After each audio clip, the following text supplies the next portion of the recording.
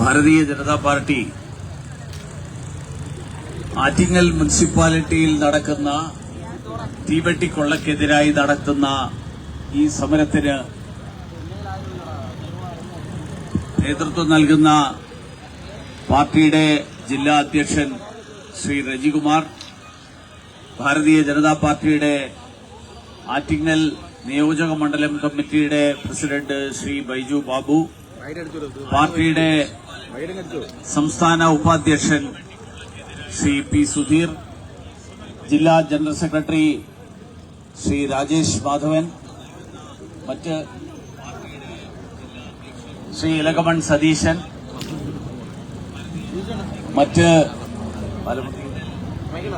മറ്റ് നേതാക്കളെ, ഭാരവാഹികളെ, സുഹൃത്തുക്കളെ, സഹപ്രവർത്തകരെ, സഹോദരീ സഹോദരന്മാരെ, ഈ നാട്ടിലെ ജനാധിപത്യ വിശ്വാസികളായ എല്ലാ സുഹൃത്തുക്കളോടും നമസ്കാരം.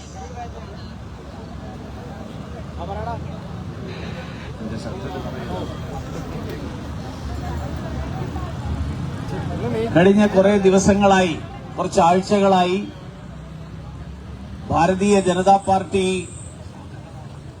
ആറ്റിങ്ങൽ നഗരസഭയിലെ അഴിമതിക്കെതിരായിട്ടുള്ള പോരാട്ടത്തിലാണ്. ഇവിടെ മുനിസിപ്പൽ ടൗൺ ഹാൾ, നിരവധി അഴിമതികളുണ്ട്. അതിൽ ഏറ്റവും പ്രകടമായിട്ടുള്ള ഒരു അഴിമതി മുനിസിപ്പൽ ടൗൺ ഹാൾ. ആ ടൗൺ ഹാളിന്റെ നിർമ്മാണത്തിന് വേണ്ടി ഏതാണ്ട് 2017 തൊട്ട് ആ ടൗൺ ഹാൾ പുതുക്കിപ്പണിയാൻ വേണ്ടി 5.5 കോടിയോളം രൂപ ചെലവഴിച്ച് പണി എവിടെയും എത്തിയിട്ടില്ലാത്ത ഒരു സാഹചര്യം. ആ സാഹചര്യത്തിലാണ് ഭാരതീയ ജനതാ പാർട്ടി ഈ സമരവുമായിട്ട് രംഗത്തിറങ്ങിയിട്ടുള്ളത്. നമുക്കറിയാം, നമ്മുടെ ആറ്റിങ്ങൽ നഗരം എന്ന് പറയുന്നത് തിരുവനന്തപുരത്തെ സുപ്രധാനമായിട്ടുള്ള മുനിസിപ്പാലിറ്റിയാണ്.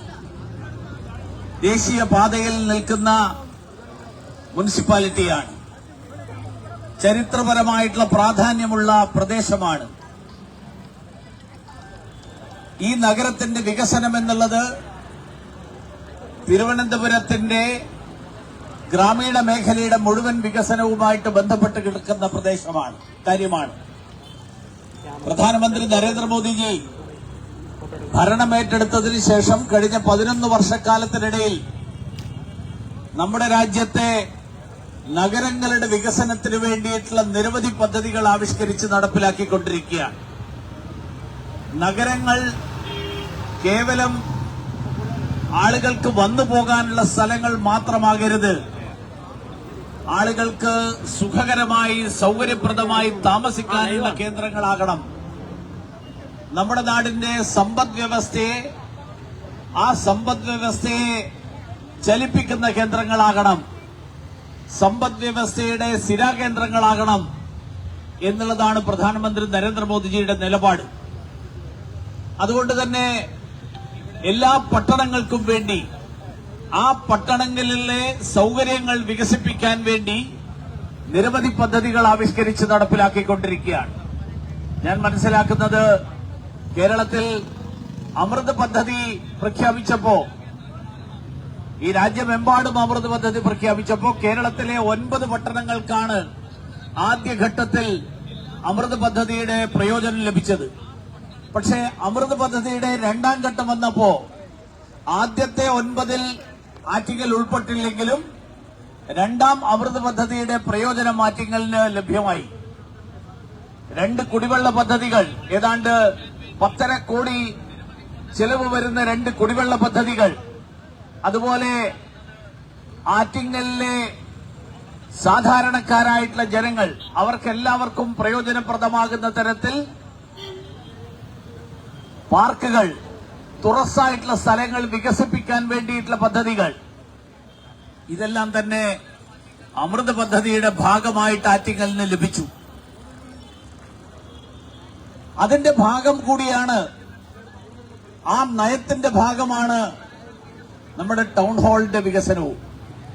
ഇവിടുത്തെ സാധാരണക്കാർക്ക് ചുരുങ്ങിയ ചെലവിൽ വിവിധ പരിപാടികൾ, കലാപരിപാടികൾ, സാംസ്കാരിക പരിപാടികൾ, സാഹിത്യ പരിപാടികൾ, അങ്ങനെയുള്ള നിരവധി പരിപാടികളുടെ വേദിയായിരുന്നു ഒരു കാലത്ത് ആറ്റിങ്ങൽ ടൗൺ ഹാൾ. പക്ഷെ കഴിഞ്ഞ 6-7 വർഷക്കാലമായി ആ ടൗൺ ഹാൾ ആർക്കും ഉപയോഗിക്കാൻ കഴിയാത്ത ഒരു സാഹചര്യത്തിലാണ്. മുനിസിപ്പാലിറ്റി പറയുന്നത് ഞങ്ങളത് വികസിപ്പിച്ചുകൊണ്ടിരിക്കുകയാണെന്നാണ്. 5.5 കോടി ചെലവിട്ടു. 5.5 കോടി ചെലവിട്ടിട്ട് എന്തുണ്ടായി എന്ന് ചോദിച്ചാൽ അതിന് ഉത്തരവില്ല. ഇതിനേക്കാൾ വലിയ തട്ടിപ്പ് ഒരുപക്ഷെ അപൂർവമായിട്ട് മാത്രമേ നമുക്ക് കാണാൻ കഴിയുകയുള്ളൂ. 5.5 കോടി ചെലവിട്ട് ഒന്നുമാവാത്ത അവസ്ഥ. നമ്മുടെ ബഹുമാന്യനായിട്ടുള്ള മുഖ്യമന്ത്രി, അദ്ദേഹത്തെക്കുറിച്ച് അദ്ദേഹം സ്വയം പറയുന്ന ഒരാളാണ്. അസാധ്യ കാര്യങ്ങളുടെ മധ്യസ്ഥൻ എന്നാണ് അദ്ദേഹം സ്വയം വിശേഷിപ്പിക്കുന്നത്. അസാധ്യ കാര്യങ്ങളുടെ മധ്യസ്ഥൻ എന്നാണ് അദ്ദേഹം വിശേഷിപ്പിക്കുന്നത്. അത് പിണറായി വിജയൻ സ്വയം വിശേഷിപ്പിക്കുന്നതാണ്. അതോടൊപ്പം പിണറായി വിജയന്റെ വാഴ്ത്തുപാട്ടുകാർ നാട് മുഴുവൻ നടന്ന് അവരും വിശേഷിപ്പിക്കുന്നതാണ്. അതിന്റെ ഉദാഹരണമായിട്ട് പറയുന്നത് എന്താ? നമ്മുടെ നാട്ടിൽ ദേശീയപാത വന്നു, നമ്മുടെ നാട്ടിൽ ഗെയിൽ പൈപ്പ് ലൈൻ വന്നു. നിങ്ങൾക്കും എനിക്കും അറിയാം, ദേശീയപാത പണിയുന്നത് ദേശീയ നാഷണൽ ഹൈവേ അതോറിറ്റിയാണ്, കേന്ദ്ര സർക്കാരാണ്.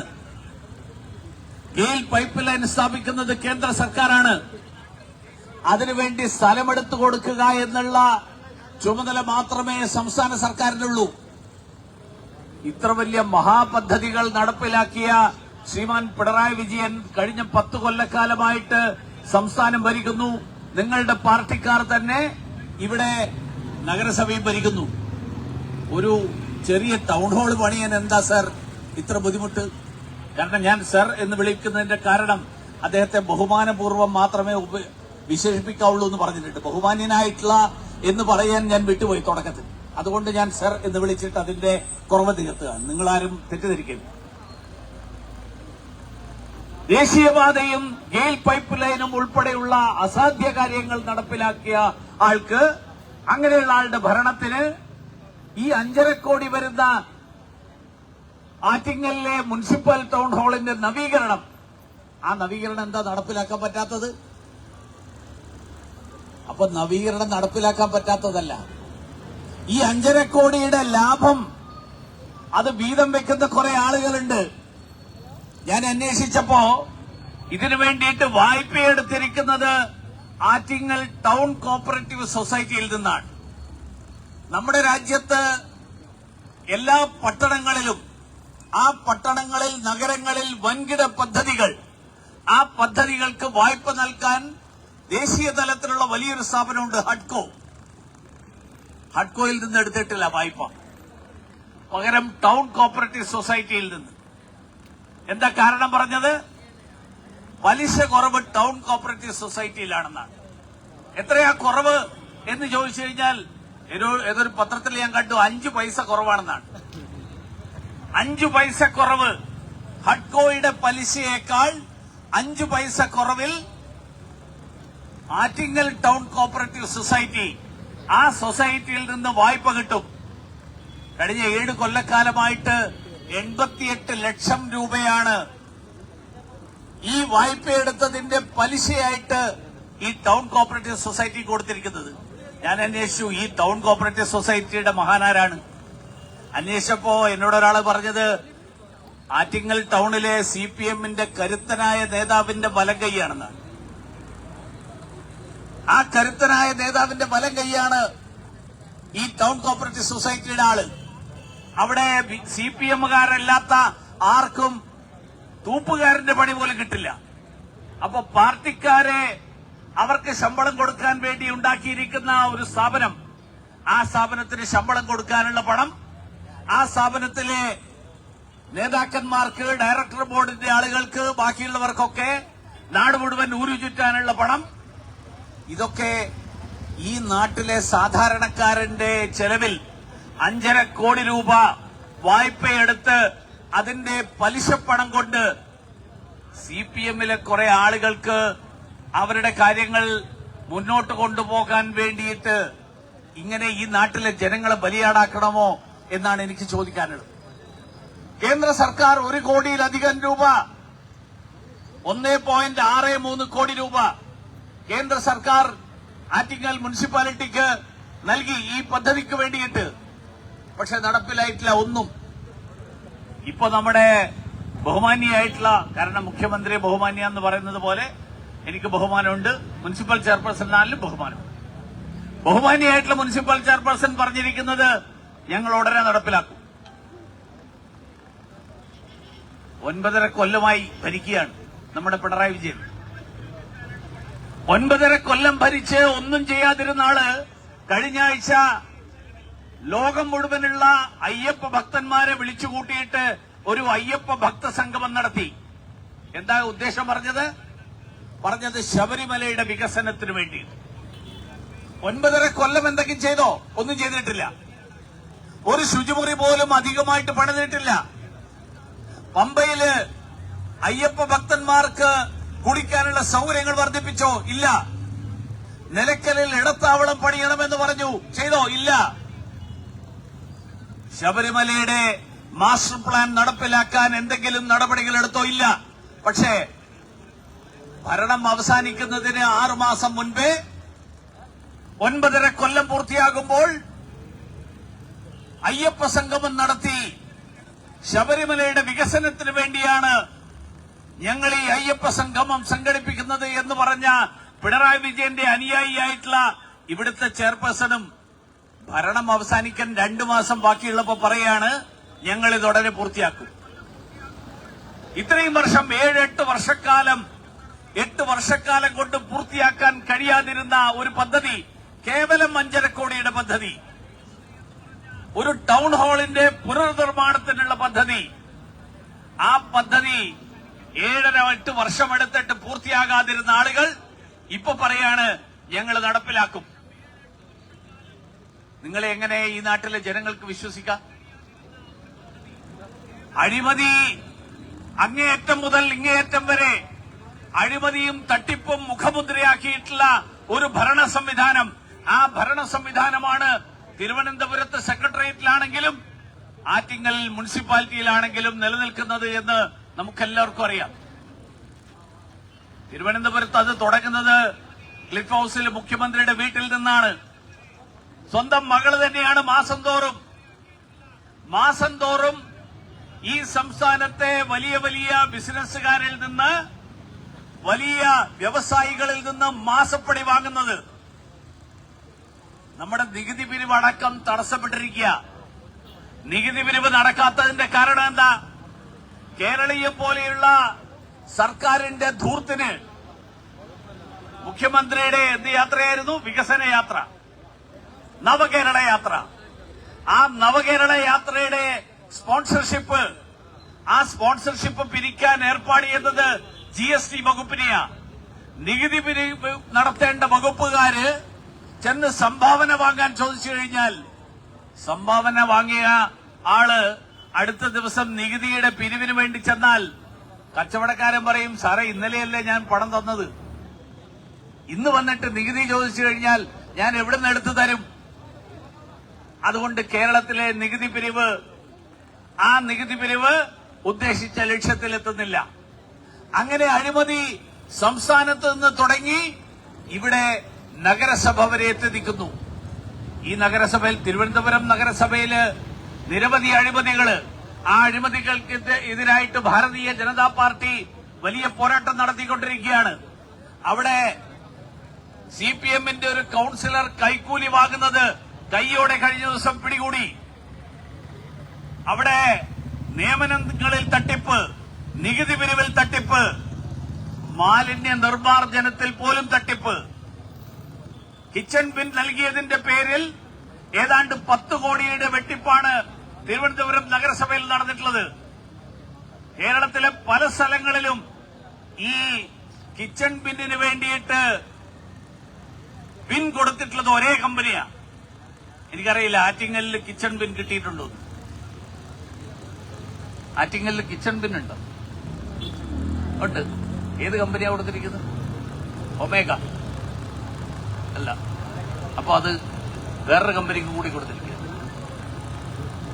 സംസ്ഥാനത്തെ പല സ്ഥലങ്ങളിലും സിപിഎമ്മിന്റെ ഒരു മുൻ മന്ത്രിയുടെ, സിപിഎം നേതാവായിട്ടുള്ള ഒരു മുൻ മന്ത്രിയുടെ അടുത്ത ബന്ധുവായിട്ടുള്ള ഒരാളാണ് തിരുവനന്തപുരം നഗരസഭയിൽ കിച്ചൺ ബിൻ കൊടുത്തിരിക്കുന്നത്.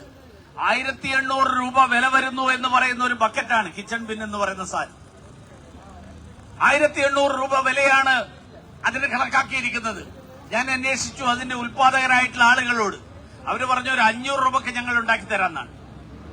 ബാക്കി 1300 രൂപ ഓരോ കിച്ചൺ ബിന്നിൽ നിന്നും ആർക്കൊക്കെ അതിന്റെ കമ്മീഷൻ പോയി. ഇവിടെ 5.5 കോടിയുടെ കമ്മീഷൻ ആർക്കൊക്കെ കിട്ടി എന്നുള്ളതാണ് ഈ നാട്ടിലെ ജനങ്ങൾ അറിയാൻ ആഗ്രഹിക്കുന്നത്.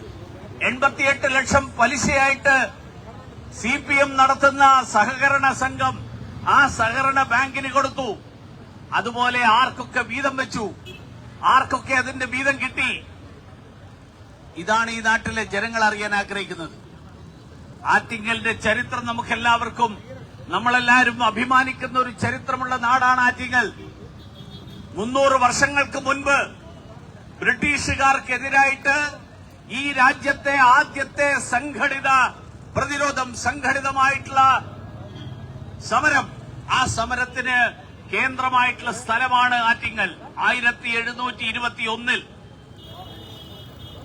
ഇന്ത്യയിലെ മുഴുവൻ കണക്കുകൾ എടുത്താൽ, മുഴുവൻ വിവരങ്ങൾ എടുത്താൽ, സംഘടിതമായിട്ടുള്ള ബ്രിട്ടീഷുകാർക്കെതിരായിട്ട്, ബ്രിട്ടീഷുകാരുടെ ഈ നാട്ടുകാർക്കെതിരായിട്ടുള്ള ചൂഷണത്തിനെതിരായിട്ട്, അന്ന് ബ്രിട്ടീഷുകാരുടെ ഇവിടുത്തെ കച്ചവടക്കാരുടെ കുരുമുളകും ഏലവും ഇഞ്ചിയും അതുപോലെയുള്ള വസ്തുക്കൾ, ആ വസ്തുക്കൾ വിപണനം നടത്തിയിരുന്ന കച്ചവടക്കാർക്കെതിരായിട്ട് ബ്രിട്ടീഷുകാർ ഏർപ്പെടുത്തിയ നയങ്ങൾ, ആ നയങ്ങൾക്കെതിരായിട്ടാണ് ആറ്റിങ്ങലിലെ ജനങ്ങൾ ഉമയമ്മ റാണിയെ പിന്തുണച്ചുകൊണ്ട് സമരത്തിനിറങ്ങിയത്. ബ്രിട്ടീഷുകാരെ അതുവരെ അങ്ങനെയൊരു പോരാട്ടം നേരിട്ടിട്ടില്ല.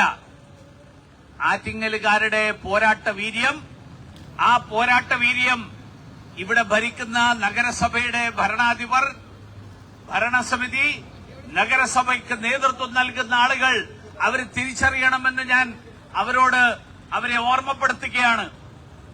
അഴിമതിക്കെതിരായിട്ടുള്ള പോരാട്ടത്തിൽ, ചൂഷണത്തിനെതിരായിട്ടുള്ള പോരാട്ടത്തിൽ, ആ പോരാട്ടത്തിൽ 3 നൂറ്റാണ്ടുകളുടെ പാരമ്പര്യമുള്ള ഈ പട്ടണത്തിലെ ജനങ്ങൾ ബ്രിട്ടീഷുകാരെ ആട്ടിയോടിച്ചെങ്കിൽ അഴിമതിക്കാരെ ആട്ടിയോടിക്കാൻ ഒട്ടും കാലതാമസം വരുത്തില്ല എന്ന് മുന്നറിയിപ്പ് നൽകാൻ ഞാൻ ഈ അവസരത്തിൽ ആഗ്രഹിക്കുകയാണ്.